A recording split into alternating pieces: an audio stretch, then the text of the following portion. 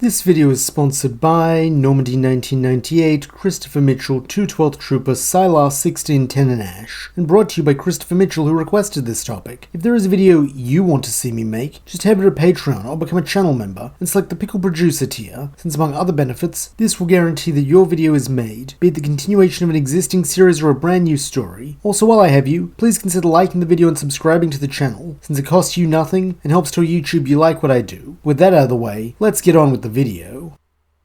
We pick up as Ash and friends prepare to depart the Orange Islands in the wake of Ash's victory over Drake. Naturally, he is over the moon and can't wait to show his mum the trophy he won as soon as he gets home, though it seems there will be another parent-child reunion before his, that being between his Lapras and its mother. As while riding on the transport Pokemon's back, Ash and friends come across a band of pirates harassing a herd of the gently natured water ice types. Due to the confidences gained from its time training with the team and specifically its mentorship under Charizard, Lapras does not hesitate to charge them down, while Ash calls forth the members of his Orange League winning team to back them up. When faced with heavy hitters like Primeape and Charizard, not to mention Pikachu who is raring to go, the criminals disperse, figuring there's easier and safer loot to be had, meaning the events of Viva Las Lapras wrap up early. However, inherent in that is the fact that Lapras will be leaving with its herd and mother, a realization that makes Ash rather sad, though also proud for how far his timid friend has grown to the point where it can fearlessly defend the ones it loves from danger. This is obviously a trait inherited from its time spent under Charizard's guidance, the fire type being invited to say its own goodbye to Lapras, as Ash knows the bond these two have formed is just as strong as his own with the transport Pokemon. Though to the boys' surprise, the flame Pokemon is not despondent or angered by this news, instead bellowing proudly, as this is why it began mentoring Lapras in the first place, so it would have the strength it needs to thrive, and clearly it has gained that, so Charizard feels nothing but joy for Lapras. Or almost nothing, as when its disciple departs, Charizard flies alongside as a sort of honor guard, with it not leaving the water type side until it has met up with its herd. Even then, Charizard does not return to Ash, instead roaring a goodbye and waving the Lapras off as it rises higher and higher into the air in an attempt to keep its protege in view for just a few seconds longer. Only when the transport pack has crossed the horizon does the fire lizard touch back down on the beach beside its trainer, with Ash at last spotting some sorrow mingled in with the pride, as in spite of the knowledge that this is for the best and what will make Lapras happiest, a small selfish part of the starter wishes it could have remained here with all of them. Recognizing this, Ash lays a hand on Charizard's shoulder and nods that he gets it, but no matter how far apart they are, Lapras will always be their friend, with this comforting the pseudo-dragon, as it bellows out one last proud and mournful goodbye, then returns to its ball. Following this, things mostly keep to their canon path for the rest of the hero's time in the Orange Islands, with Ash and Co arriving back in Pallet Town before too long, where they are reunited with the traumatized Brock who has left Professor Ivy's island permanently, and Professor Oak, who is delighted to take the GS Ball and Tracy off of Ash's hands. Though the real point of interest comes when Ash and Gary cross paths again, as after hearing that Ashy Boy actually won the Orange League, the younger Oak is eager to test himself against his rival, with Ash in turn feeling now is the time to settle things between them. Taking up positions in a flat part of the Oak Corral, Ash and Gary agree to keep things simple, a 1v1 with nothing held back. In the interest of fairness, they both choose their Pokemon at the same time, and while Ash does consider both Charizard and Primeape as they're some of his biggest powerhouses, he ultimately settles on the friend that was able to overcome Drake's Dragonite, therefore being Pikachu who leaps from his shoulder to confront Gary's Eevee. Figuring fortune favors the bold, Ash's Pikachu start things off with a quick attack, though showing his more tactical style of thinking, Gary responds with a Reflect that sees the electric rodent forced to break through a barrier before reaching Eevee, thus notably dissipating the attack's damage. Nonetheless, Ash is nothing if not persistent, as he next calls for a Thunderbolt that Eevee meets with Double Team, forcing Pikachu to try and spot the real normal type among the fakes as they all race towards him. Thankfully, having heard the tale of its battle against the 30 Tauros from Primeape, Pikachu does have a solution to this, redirecting his Thunderbolt in a wide sweeping arc across the battlefield similar to the Pigmonkey's spinning Hyper Beam that catches and dissipates all the Eevee duplicates before striking the real one and sending it crashing to the ground. From the shocked look on Gary's face, it is clear that he didn't think Ashy Boy would land even a single hit on Eevee, with this surprise acting as a bolstering force to both the black-haired boy and Pikachu, the latter of whom then races forward to strike the down normal type with a follow-up quick attack that sends it skittering back even further. Knowing he needs to regain control of the battle now or he'll risk losing, Gary instructs Eevee to strike back with Skull Bash, a move the evolution Pokemon has such proficiency with that Pikachu doesn't even see it coming until it's found purchase in his gut. Now it is the electric rodent's turn to be sent tumbling backwards, though being savvy enough not about to fall for the same trick twice. When Eevee attempts to finish him off with a second Skull Bash, Ash's Pikachu leap into the air with agility, avoiding the blow entirely. Unfortunately, this is a temporary reprieve at most, so on Gary's command Eevee launches itself skyward with Takedown, forcing Ash to respond with Quick Attack as the two Pokemon lunge at one another. A moment later, a powerful crack rings through the corral as the pair's heads collide, the impact of which is enough to rustle the ground 10 feet beneath them, though that is not all it does, as it also spells the end of the battle, with both Pikachu and Eevee crashing to the ground, and neither getting back up.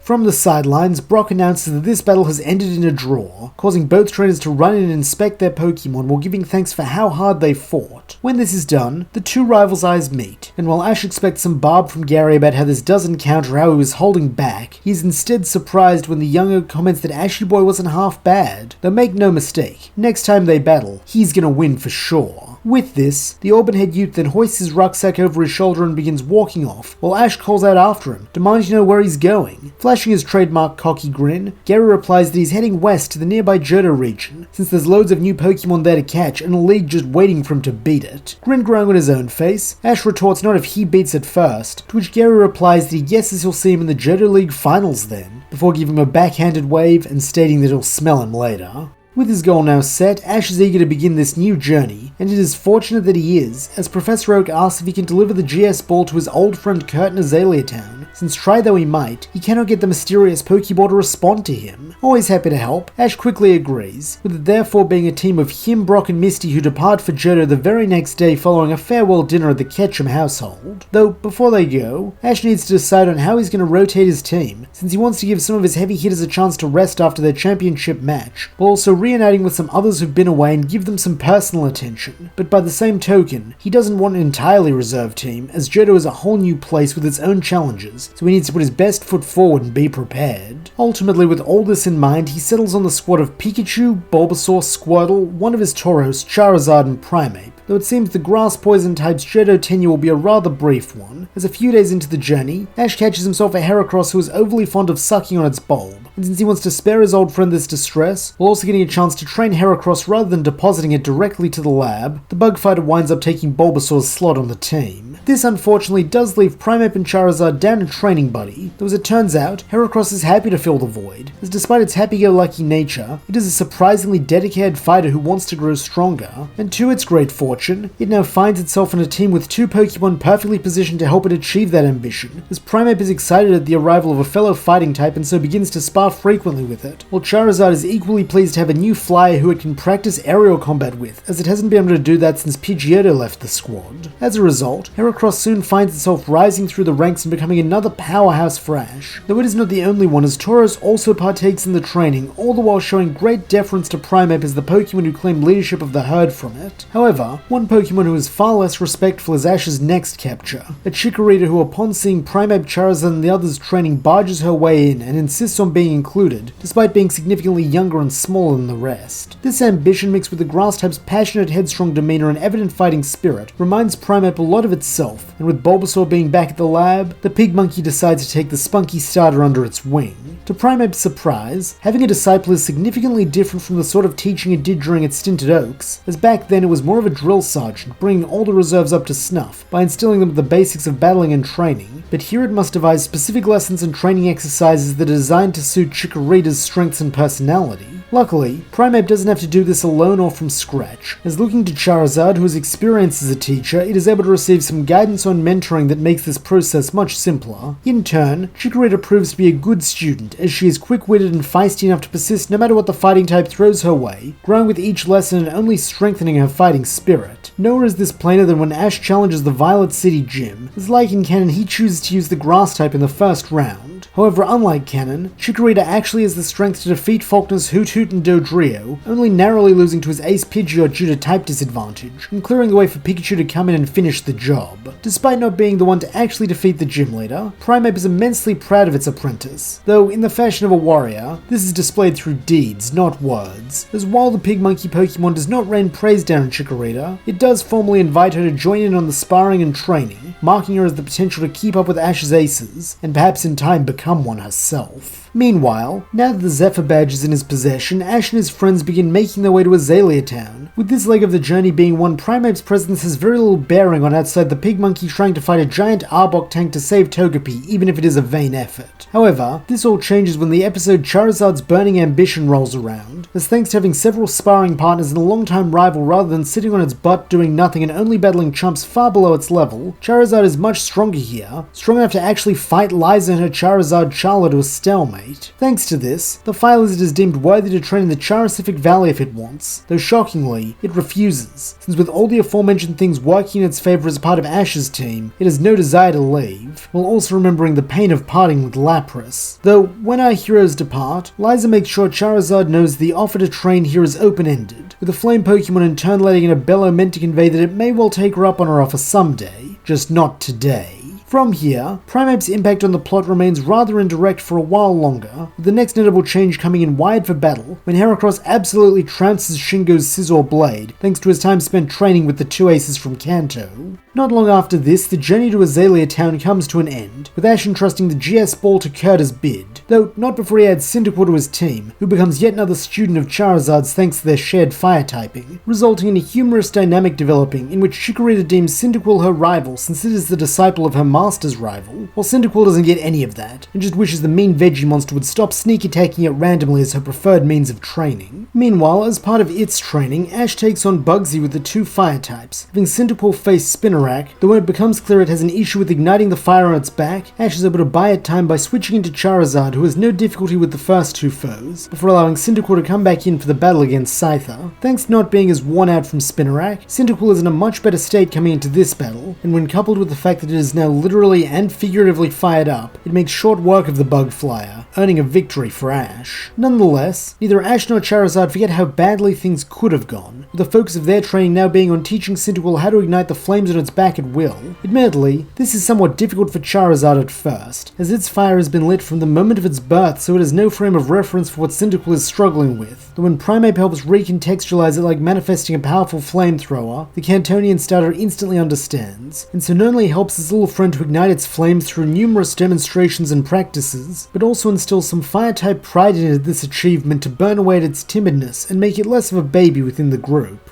However, with gain also comes loss, as not long after this Ash finds himself saying goodbye to Squirtle as it rejoins the Squirtle squad now as firefighters, with this being a particularly sad development for all the remaining members of the Kanto squad, who each have a moment with the squirting turtle to wish it luck and express how much their time together as friends, teammates, and training partners meant to them. Thankfully, Ash is not left without a water type for long, as a short time later, Totodile joins the team, when Chikorita puts its training to the test alongside a temporarily returned Bulbasaur and Pikachu to beat Misty in a 3v3 for ownership of the Croc. Though in contrast to the other two Johto starters, the Big Jaw Pokemon does not become an older team member's student, being more of a carefree goofball who would rather put the time into dancing. Truthfully, Primeape finds this attitude baffling, though it does not hold any ill will towards Totodile, treating it like any other member of the squad during meals or when Ash has them train together, but seldom seeking its company. And speaking of students, it is not long before Charizard's one gets a moment of its own, as shortly after this comes the episode Hot Matches, which is markedly different and much briefer than in canon, as with Cyndaquil already able to light its flames at will, Ash defeats Miki and her Skarmory during their first battle, ending her streak of beating fire types prematurely. Not long after this, Ash meets and catches a shiny Noctowl, though it is sent to the lab so Oak can examine its unique coloration, with this whole series of events being yet another that Primeape plays little part in. In fact, the Pig Monkey's next chance to help is in Forest Grumps, as following an altercation with Team Rocket, a group of Ursaring attack, and while in canon the heroes flee and are eventually overrun, here with heavy hitters like Charizard and Primeape on their side, they decide to stand and fight instead. As a result, Ash along with Brock and Misty bring out their Pokemon, while even Team Rocket agree to join forces with the Twerps, calling forth Arbok, Weezing, Victreebel, and new addition Wobbuffet. Naturally, Ash's two rival aces stand at the head of this group, both looking determined as this is the sort of challenge they live for, though as the pack of normal types descend upon them, they do briefly share a glance that is half wishing the other luck and half promising to compare KO counts when this is done. Then, without need for a signal, they both throw themselves into the melee, with Primeape firing off a Hyper Beam that helps thin the ranks of raging Ursaring, while Charizard grabs one of the larger ones and seismic tosses it into the ground, creating creating a shockwave that bowls several more over. Meanwhile, their friends are not far behind them, with Chikorita and Cyndaquil seeming the most determined. As in an attempt to emulate their masters, the little fire starter lets loose a torrent of flame that strikes an Ursaring in the face, while its grassy counterpart uses her vines like a tripwire by tying them around a nearby tree trunk and allowing one of the Hibernator Pokemon to stumble over them and crash face first into the dirt. Bolstered by this success, the two students continue taking out Ursaring, and while they don't defeat quite as many as their mentors, they do both make significant contributions to the battle, so that when the dust settles they can meet each other's eyes with the knowledge they both pulled their weight, while the first glimmers of a mutual rivalry begin to show themselves. From here, both Cyndaquil and Chikorita begin spending more and more time training under their teachers, with this being good training for all four of them, as only 3 episodes later, Ash arrives at the Goldenrod Gym to challenge for his 3rd Johto Gym badge. Like in canon, this starts with Cyndaquil getting 2 fairly easy wins against Nidorina and Clefairy, though this all changes when Whitney's Miltank appears, steamrolling the fire type and Totodile thereafter with the first 2 passes of rollout. This puts Ash in a rather dire position, though knowing who has never let him down in times like this, he calls for Primeape, who bursts onto the scene snorting and bellowing for a fight. Nonetheless, Whitney does not seem worried, telling Ash this next rollout will be his 3rd strike, meaning he's out. Though to our surprise, when Miltank surges forward to crash into Primeape, the pig monkey thrusts out both its hands and stops the normal type in its tracks. This comes as a complete shock to the gym leader, who has never seen anything like this before, though that is because she's never battled a Pokemon like Primeape before, as with a grunt, it next hoists the still spinning cow into the air and tosses it back towards its trainer. From the side that escapes Primeape's snout, this is not an easy feat, though it is worth it for the satisfying crash Miltank makes as it hits the ground, having been thrown out of rollout. Briefly, everyone wonders if this is enough to defeat the Milk Cow Pokemon, though it seems Ash won't be so lucky, as on Whitney's cry it gets back to its feet, or rather hooves, which it begins to stamp on the ground. However, as the challengers are about to learn, this is no mere tantrum, as suddenly the battlefield begins to shake, causing pieces of it to crack or sink inwards, creating potholes and cliffs, while Primeape is struck from below by a jagged chunk of foundation. Letting out a pained and enraged screech, the pig monkey barrels down the field at its trainer's command, its mittened paws raised for a thrash that will surely take the heifer out, though once more it is surprised to see that it has met its match, as Miltank deftly retaliates with a stomp, albeit one performed as a shoulder barge, that clashes against the fighting type's forearm, forcing a stalemate. Breaking apart, the two fighters give each other acknowledging glances, impressed at how challenging this battle is proving to be, though if anything, this just motivates them to fight harder, as Miltank once again curls up and begins its first rollout run.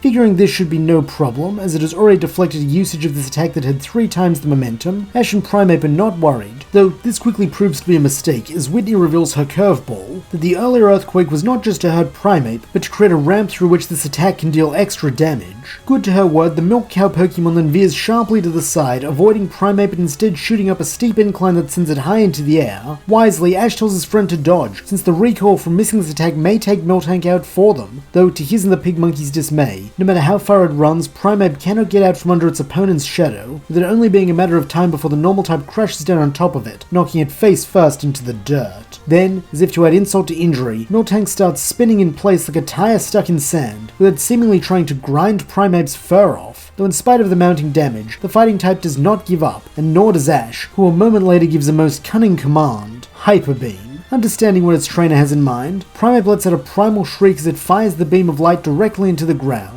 As it had hoped, the force of this is enough to launch the pig monkey into the air, though it is not alone for this voyage, as Miltank, who is still perched atop it, is brought along for the ride, much to it and its trainer's displeasure, as a moment later the roof rushes up to meet them, with Miltank being smashed into it while cushioning the impact for Primeape. Unfortunately, such a daring tactic does come with a cost, as Primeape must now recharge, meaning its battered body has no recourse but to flop down onto the battlefield where it lies limply. Seeing a chance for victory, Whitney tells her partner to drop down onto Primeape while keeping rollout going, something the normal type is happy to do, revving up, then dropping down. Knowing that his friend can't withstand 170 pounds of pure beef slamming into it, Ash desperately cries for Primeape to move out of the way, though it seems the pig monkey is simply incapable of doing so at this point. Nonetheless, Ash does not give up, calling his encouragement even as Miltank draws closer and closer, with this being what gives Primeape hope, and more than that, strength. As with an almighty groan, the piggish pugilist rolls over just in time, causing Miltank to strike packed earth instead. However, even this is not enough to stop the Milk Cow, with it now using what counts as its 3rd turn of rollout to slam into the prone Primeape less than a foot away and send it soaring into the back wall, where it crashes with an ignoble crunch. Worriedly, Ash asks if his friend is alright, with it coming as a great relief when Primeape gets back to its feet, though it's plain to see one more good hit like that will put it down for the count. Wanting to deliver said good hit, Whitney cheers for Miltank to keep going,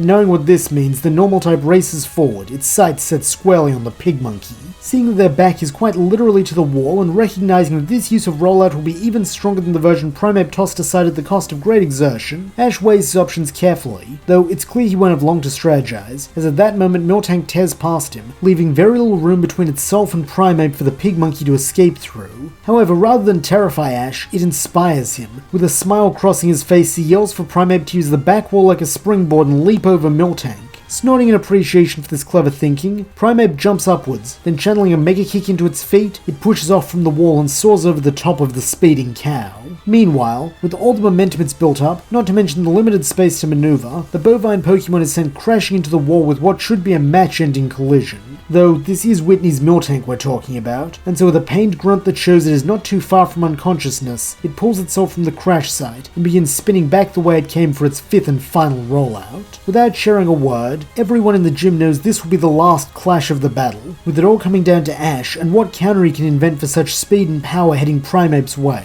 For a moment he considers falling back on Hyper Beam as his old reliable, though after giving his fighting friend a once-over he dismisses this, as it's just as likely the effort would knock Primeape out before Miltank even reached it. That leaves but one option, and only the smallest window through which to carry it out, though Ash has faith that if anyone can bring this plan to fruition, it's Primeape. As a result, the raven-haired boy does not give any orders until Miltank is almost upon the pig monkey. Then, as the window opens, he calls for his closing move, Seismic Toss. Marshalling all its remaining strength, Primeape goes to work, first reaching out to grab the spinning Miltank as it did in their first sortie, and then lifting it above its head. Urgently, Whitney squeals for her friend to break free, but it is already too late, as not only does Miltank lack the stamina for such an escape, but thanks to the speed at which it is spinning, it has provided Primeape with the rotation needed for a seismic toss. As a result, all the fighting type needs to do to finish this move is fall backwards, something it is definitely capable of considering how exhausted it is, with this quickly becoming a devastating suplex as the pair of Pokemon hit the ground. In the aftermath of this, a cloud of dust is blown into the air, though when it settles, only one of the combatants remains able to battle, and that is Primeape, but just barely after all the damage it took. Seeing this, Whitney is not upset, instead congratulating Ash on a well-earned victory. Then, as she steps forward to shake his hand, she bestows him with a plain badge, while at the boy's side, Primeape lets out a gleeful cheer. And that's where we'll leave things. What challenges are around the corner for Ash and his friends? How will the presence of students affect Primeape and Charizard's development? And will the Pig Monkey's inclusion in the Johto squad allow Ash to bring home a second league trophy? Find out as the journey continues.